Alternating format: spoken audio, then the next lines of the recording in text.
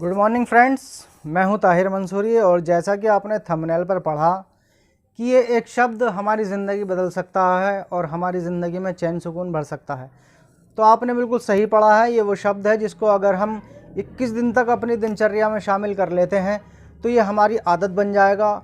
इसका असर 21 दिन से पहले ही दिखना शुरू हो जाएगा अगर इसका इस्तेमाल हमने पूरे एहसास के साथ किया है। तो ये वो शब्द है जिसका इस्तेमाल लीडर्स लोग ज़्यादा से ज़्यादा करते हैं, जिसका इस्तेमाल अमीर लोग करते हैं, इंटेलिजेंट लोग करते हैं, विद्वान लोग करते हैं, दानिश्वर लोग करते हैं। वो लोग करते हैं जो इस ब्रह्मांड की शक्तियों के बारे में जानते हैं और लॉ ऑफ अट्रैक्शन को समझते हैं।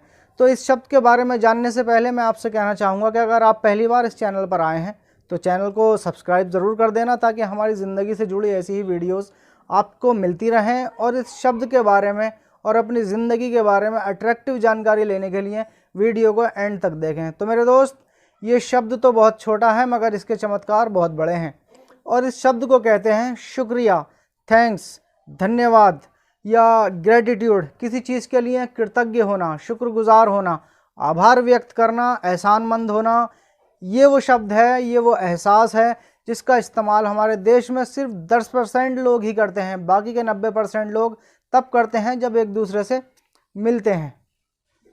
जब हम किसी से पूछते हैं और भाई क्या हाल है, और सामने वाला मरे हुए दिल से कहता है बस शुक्र है मालिक का जिस हाल में भी रखे, शुक्र है ऊपर वाले का कट रही है ज़िंदगी, तो ये शुक्रिया कम और ताना ज़्यादा नज़र आता है। तो ये तो ऐसा है कि जैसे किसी ने हमें अपने बर्थडे पार्टी पर बुलाया और हम उसके लिए एक अच्छा सा गिफ्ट लेकर जाते हैं, और गिफ्ट देखने के बाद हम उससे पूछें कि भाई कैसा लगा मेरा तोहफ़ा, और वो हमसे कहें बस ठीक है, जो भी आप ले आए सही है।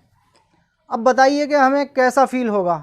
शायद ऊपर वाला भी ऐसा ही फील करता होगा जब हम कहते हैं कि शुक्र है मालिक का जिस हाल में भी रखे। एक बात हमेशा याद रखिए, चाहे दीन धर्म का कोई मामला हो, चाहे लॉ ऑफ अट्रैक्शन का कोई मेथड हो, चाहे हमारी 24 घंटे की ज़िंदगी हो, ईश्वर पर, इस यूनिवर्स पर, इस बात से कोई फ़र्क नहीं पड़ता कि हमारी ज़बान पर क्या चल रहा है। ये ईश्वर, ये यूनिवर्स आपको वही चीज़ लौटाता है जिसे आप अपने वजूद में महसूस करते हैं।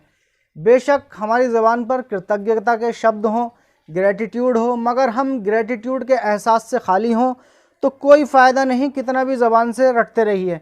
चाहे हम लॉ ऑफ अट्रैक्शन का इस्तेमाल कर रहे हों, चाहे किसी चीज़ को विजुलाइज कर रहे हों, चाहे ग्रेटिट्यूड का इजहार कर रहे हों, मगर मिलना वही है जो हमारे एहसास में है, हमारी भावनाओं में है, हमारी नीयत में है। क्योंकि ईश्वर का फ़ैसला, यूनिवर्स का हमारे लिए बदला हमारी नीयत पर होता है, ज़बान के शब्दों पर नहीं। हज़ारों वीडियोज़ और किताबें हैं जो हमें बताती हैं कि लॉ ऑफ अट्रैक्शन से अगर अपनी ज़िंदगी को संवारना है तो शुक्रगुजारी को अपनाना पड़ेगा। लॉ ऑफ अट्रैक्शन जादू की तरह काम करेगा अगर हम पूरे एहसास के साथ ईश्वर के, इस यूनिवर्स के शुक्रगुजार हों, एहसानमंद हों। मैं मानता हूँ कि आज कुछ परेशानी है, कुछ टेंशन है, मगर हर परेशानी के वक्त पर हर धर्म ग्रंथ यही कहता है कि ऐसे वक्त में सब्र करो, शुक्रगुजार बनो, धैर्य रखो और कृतज्ञ बनो, ग्रेटिट्यूड फील करो। क्योंकि हमारा रब जानता है कि हमें वही मिलना है जो हम फील करते हैं। हम अगर परेशानियों पर नज़र रखे हुए हैं, उसे फील कर रहे हैं, तो आगे भी परेशानी ही मिलनी है। लेकिन अगर इस परेशानी के वक्त थोड़ा सा सब्र से काम लें और शुक्रगुजार हों उन सब चीज़ों के लिए, उन सब नेमतों के लिए जो हमें ईश्वर ने पहले से दे रखी हैं, और बार बार करते रहें, तो शुक्रगुजारी की ये फीलिंग बहुत कुछ की फीलिंग में बदल जाएगी। हमें ऐसा लगने लगेगा जैसे हमारे पास अभी भी बहुत कुछ है। हमारे अंदर सुख संपन्नता की फीलिंग भरने लगेगी, और यही सुख संपन्नता की फीलिंग जब इस यूनिवर्स से जाकर टकराएंगी तो लॉ ऑफ अट्रैक्शन के हिसाब से यूनिवर्स तो तैयार बैठा है हमारी फीलिंग्स का जवाब प्रैक्टिकल रूप में देने के लिए। अगर हमने परेशानी के वक्त में भी सुख संपन्नता की फीलिंग यूनिवर्स को भेजी है तो धीरे धीरे हमारी ज़िंदगी में सुख संपन्नता मैनिफेस्ट होती चली जाएगी और बड़ी से बड़ी प्रॉब्लम एक किनारे लग जाएगी। तो यह है पावर ग्रेटिट्यूड की। यकीनन ग्रेटिट्यूड ताकत रखता है हमारी ज़िंदगी को बदल कर रख देने की। अब यहाँ पर कुछ लोग ये भी कह सकते हैं कि हमारे पास तो कुछ है ही नहीं, तो हम किस चीज़ के लिए शुक्रगुजार हों, हम किस चीज़ के लिए शुक्रगुजार बने। तो मैं कहता हूँ मेरे भाई, तेरे पास तेरा शरीर तो है ना, इसी के लिए ग्रेटिट्यूड फील कर। अपने दोनों हाथों के लिए, आँखों के लिए, कानों के लिए, टांगों के लिए, दिमाग के लिए, अपने दिल के लिए, अपने शरीर की खूबसूरत बनावट के लिए।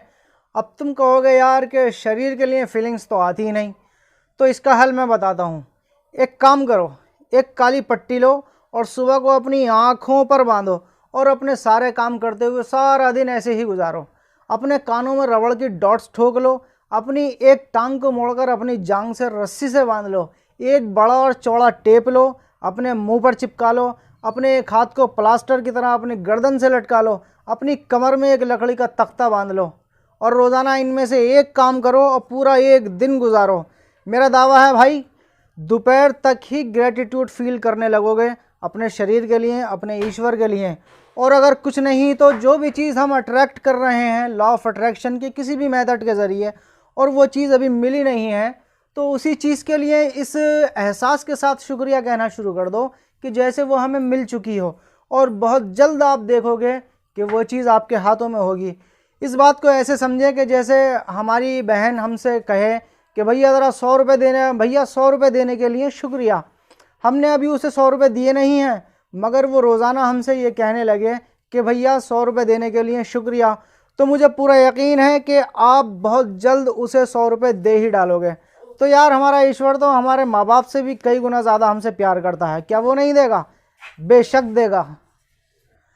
अपना रोज़ाना का एक नियम बना लो, रोज़ रात को सोते वक्त अपने सारा दिन का हिसाब लगाओ और जो जो अच्छी चीज़ें, अच्छे काम आज के दिन हुए हैं, हर काम का नाम लेकर ईश्वर का शुक्रिया अदा करो।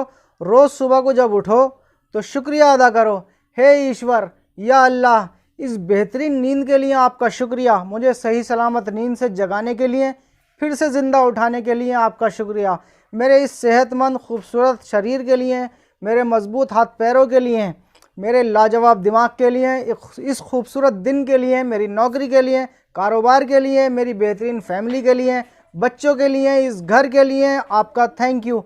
आपका थैंक यू मेरे सहकर्मियों के लिए, मेरे डाउन में काम करने वाली टीम के लिए, मेरी कार के लिए, मेरे अच्छे रिश्तेदारों के लिए, मुझे लॉ ऑफ अट्रैक्शन की सही समझ देने के लिए आपका शुक्रिया।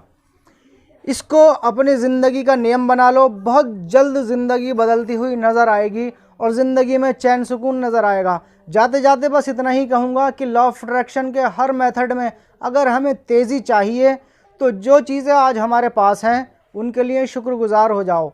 अगर हमारे पास कार है तो उसके लिए ग्रेटिट्यूड फील करो। जाने कितने लोग हैं दुनिया में जिनके पास कार नहीं है। बाइक के लिए शुक्रिया कहो, जाने कितने ऐसे हैं कि जिन पर बाइक नहीं है। स्कूटर के लिए शुक्रिया कहो, बहुत से लोगों पर स्कूटर भी नहीं है। साइकिल के लिए कृतज्ञ हो जाओ क्योंकि बहुत से लोगों पर साइकिल तक नहीं है। और अगर अपने पास कोई भी सवारी नहीं है तो अपने पैरों के लिए, अपनी टांगों के लिए शुक्रिया कहो। दुनिया भरी पड़ी है ऐसे लोगों से जिनके पास पैर नहीं हैं, चलने के लिए टांगें नहीं हैं। अपना घर जैसा भी है उसके लिए ग्रेटिट्यूड फील करो क्योंकि दुनिया भरी पड़ी है ऐसे लोगों से जो अपने घर के लिए तरस रहे हैं। बस इतना कहना चाहता हूँ कि अगर हमारी एक सुई भी खो गई थी और दोबारा से मिल गई है तो उस शक्ति का, उस यूनिवर्स का शुक्रिया अदा करो और यकीन रखो कि बहुत जल्द हम इस शब्द का बहुत बेहतरीन बदला मिलने वाला है। क्योंकि ये सिर्फ़ एक शब्द नहीं बल्कि एक एहसास है, क्योंकि जब एहसास के साथ शुक्रिया ज़बान से निकलता है तो शरीर के रोंगटे खड़े हो जाते हैं। और अंत में बस इतना ही कहना चाहता हूँ कि मेरे रब्बा तेरा शुक्रिया मुझसे इतनी अच्छी वीडियो बनवाने के लिए। तो मेरे दोस्त, वीडियो अच्छी लगी हो तो लाइक करें, शेयर करें और कमेंट्स भी करें और चैनल को सब्सक्राइब कर लें और घंटा भी बजा दें। तो फिर मिलेंगे मेरे भाई अगली वीडियो में, एक नई वीडियो में। तब तक के लिए बाय बाय।